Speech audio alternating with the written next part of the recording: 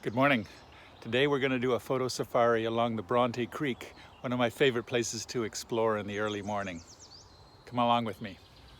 Let's use the elements of design today to help us take better pictures of nature. Starting with this yellow iris bush here by the water. The first element would be line, and here's a good example of two lines intersecting. Let's see if we can get a little closer. Could make a nice picture right around there.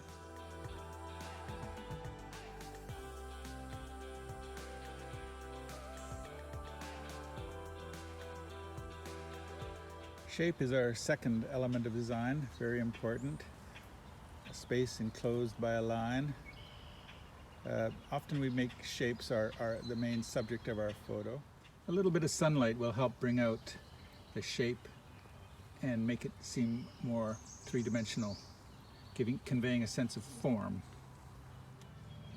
Here we can see more form in this iris.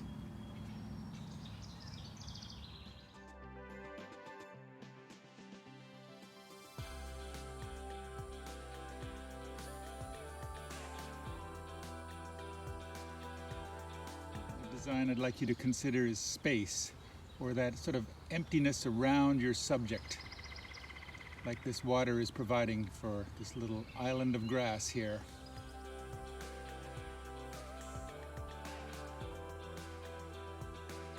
Our next element of design is texture, how something appears to feel. Here's a blade of grass with flower heads on it. I think it needs to be underexposed a little bit, so let's do that. It looks better. I like the way the light is highlighting the texture. You need a little bit of sunlight sometimes to bring out textures.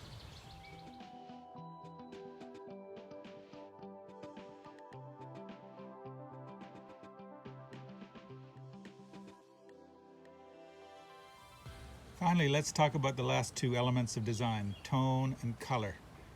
Tone refers to the brightness or darkness of a specific color. So here we have some brown rocks, some water flowing over them, and I love the little patterns that the waves are making on the rocks. It's kind of like two shades of brown. It gives you different tones. It would probably look great in black and white. If we want to add a little color, we need to find something that contrasts with that color. Maybe like these green vines growing here. So here we've got a line, shape, not too much form, lots of space around our subject, some texture, not too much, definitely some different tones, and a little bit of color.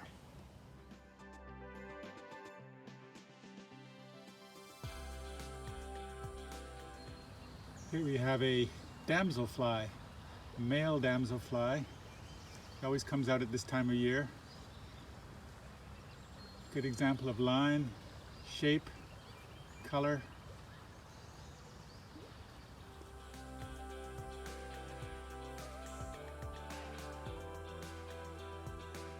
Try and find some complementary colors out in nature, like this red and green. They work well together.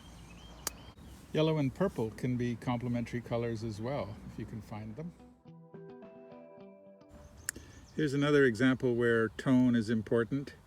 An old log where the bark's peeled back and you can see the pattern that the beetles have left under the bark where they lived.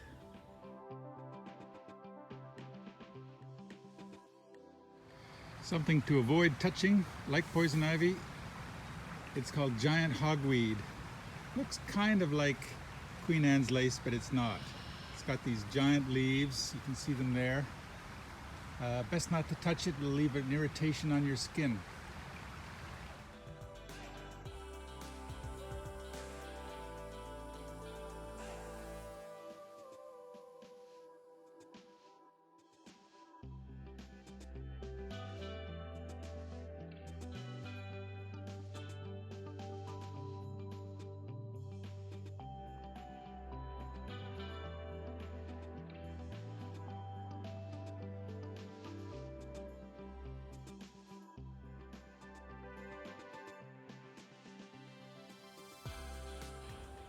Thanks for joining me today on an exploration of Bronte Creek. Hope you learned a little bit about the elements of design and how they can really help make better pictures.